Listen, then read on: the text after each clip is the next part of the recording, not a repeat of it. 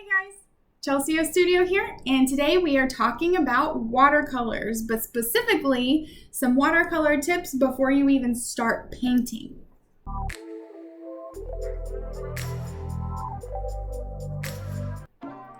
Alright, so just like I said, we're talking about watercolor tips. This video started out really interestingly. I put a poll up in Instagram, in my Instagram stories, and I said, hey, should I do another video about Copics or should I do some watercolor tips? And a big percentage of people wanted the watercolor tips. So I set out to start writing down what tips I thought I could offer you guys, and they just kept coming out to be things that you need to do before you even start painting. And then I had a whole nother list of ideas of things that could help you while you were painting. So I decided to make this a series, and I'm going to do it in a couple, 2 or 3 videos for you guys. So this first one is 5 tips before you even start painting. All right. So tip number 1, I'm going to say it again, guys. Paper. Paper is so important. You can't build anything on a weak foundation, and paper is your foundation for your artwork if you're working 2-dimensionally, obviously. You need to have a strong foundation, so you've got to have some good paper, okay? So the 2 papers that I'm going to talk about are cold press and hot press paper. Whenever you're looking at watercolor paper, you need to decide what weight you want, so how thick is the paper going to be, or and also what texture you want. Do you want it to be bumpy or do you want it to be smooth? So the 2 papers I have here are cold press and hot press. So this is the Canson watercolor paper pad. They have the tear out sheets on here. And this paper is really, really good paper. It's nice and thick. It's 140 pound, but it is textured. So cold press paper is textured because whenever they put the paper pulp on the screen and shove it through the rollers to make it into paper, they use rollers that are not heated. Whereas hot press paper, which is this right here, this is the Arches hot press 140 pound paper watercolor block. This pulp is sent through the rollers, but the rollers are heated, so it makes it nice and smooth.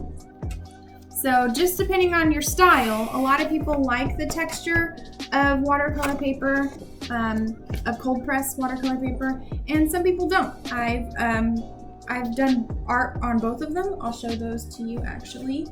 I have a print club, which is a paid monthly membership. It's $15 and you get a 5x7 and a sticker every single month. And then this was for the month of April. And then this one was for the month of May. So this is cosplayer Chicago Princess Shay as Mulan. You can see there's a lot of texture here, which again, if that's what you're into, is not bad at all. I personally love this painting. It's one of my favorites. And then this is cosplayer Atlanta Princess Rachel, and this was done on some hot press watercolor paper. You can see that it is nice and smooth on the skin compared to this one, and it's just an overall different look. I personally prefer the look of the hot press, but I actually prefer working with the cold press. It's a weird little love-hate relationship. I love how smooth the skin comes out on this beautiful hot press paper, but I also do love the texture of the cold press paper, but at the same time, it's a lot easier to remove the watercolor if you make a mistake on cold press. It doesn't soak in as deeply. So yeah, moving on to tip number 2. So either tape down or use a watercolor block. Now there are ways that you can stretch your paper, but that takes a lot of time. It takes hours and hours and hours for the paper to dry, and I just am lazy. I don't feel like I have the time for that. So what I do instead is I actually tape down my edges onto a piece of masonite board.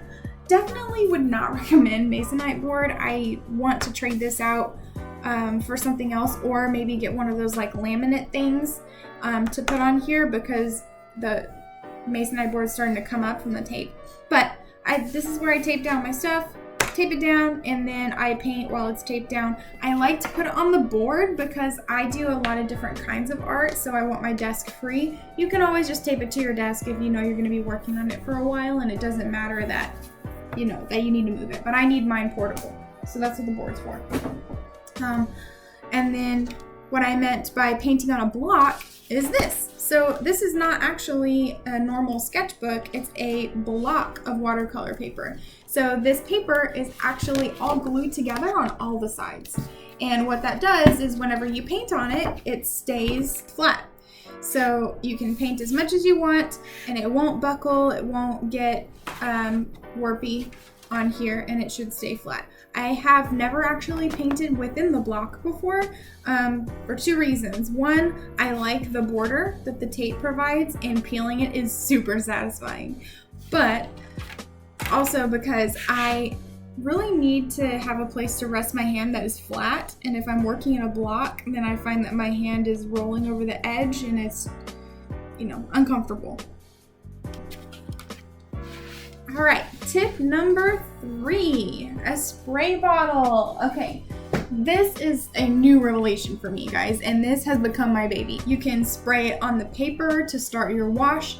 You can spray it in a tray to make color mixing easier and to lighten your colors. If you make some that was too dark, you lighten it with water, and you can just spray it instead of having to just dip over and over and over your paintbrush, you know, water here, water here, water here. That's pretty annoying in my opinion. But the most revolutionary thing for me was that it activates all my paints at once. So what I used to do is I used to get like either a spoon or like I would just use my brush and I would get water and then I would activate the paint. And then I would water, activate, and then whenever I went to another color to activate it, I would have to rinse my brush out, and that is just a lot of work, right?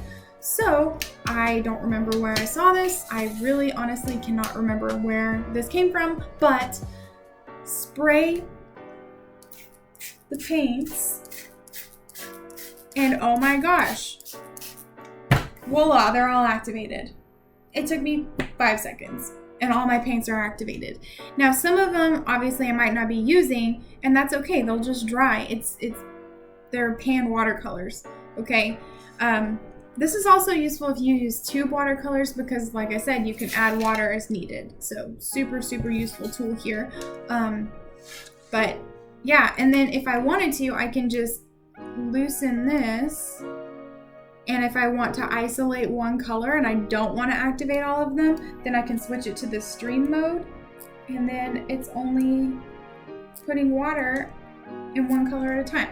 So super, super useful tool here. I think I got this at Walmart for like $1. Not really sure. It's just an all-purpose sprayer, but I love it. Love it. Tip number 4, water bowls. So I saw this tip a couple of years ago from Chloe Rose Art. I'll put her video somewhere up here in the in a card so you guys can go check that out because she's got a lot of really good tips and a lot of really good videos as well. I've been watching her for a really long time, but oh, that was creepy. That's not what I meant. I've been watching her videos for a really long time, but yeah, so she mentioned this, and ever since I heard it, I have, you know, never gone back to just using one. So I'm a huge believer in you need to have water bowls and things that bring you joy. And my best friend got me this for Christmas and I love it. I think it's beautiful, and I'm still looking for another jar for my second cup because this isn't the one I usually use. So you'll see that they have pucks in them. You don't need the pucks. If you really want to have a rough bottom to make it easier to clean, you can use a hot glue gun. I couldn't fit a hot glue gun in here, and the pucks were like $2, so I'll link them in the description as well. But the point of both water bowls is that you don't have to clean out your water like every 10 minutes, okay? So basically what you're gonna do is you're going to say you're painting, and I'm gonna use a really dark color just so that it's super, super dramatic. You're going to do your initial clean in one of them, and then you will do your secondary clean in the other, okay? So here's why this works. No matter how dirty this water gets, it's gonna get most of the paint off of the brush. This one is literally just cleaning the water out that was in your brush to make it clear. So this is what's gonna happen if you don't use the second one. So say that I only use the first one. Well, now I can go to my painting and it's still on my brush because it didn't get fully clean. Whereas if you were to do the same thing, rinse it in one, and then rinse it in the other, it comes out perfectly clear. It's a pretty big difference. So no matter how many times you use it, this one will stay pretty clean and this one will be super, super gross. I have painted for like 30 hours using this method and I've never had to actually change out the water. Usually I paint for 5 or 6 hours at a time, and just every new day that I paint, I'll add a little bit of water because it will have evaporated over time. But yeah, you don't have to change them out, and that's great if you're lazy like me. Okay, last but not least, going along with that water cup demo that I just showed you guys, is to keep a rag by you. Okay, if you are painting and you're rinsing out your brush, chances are you have a lot of water on your brush and it will make it harder to control the watercolor if you have a lot of water on your brush.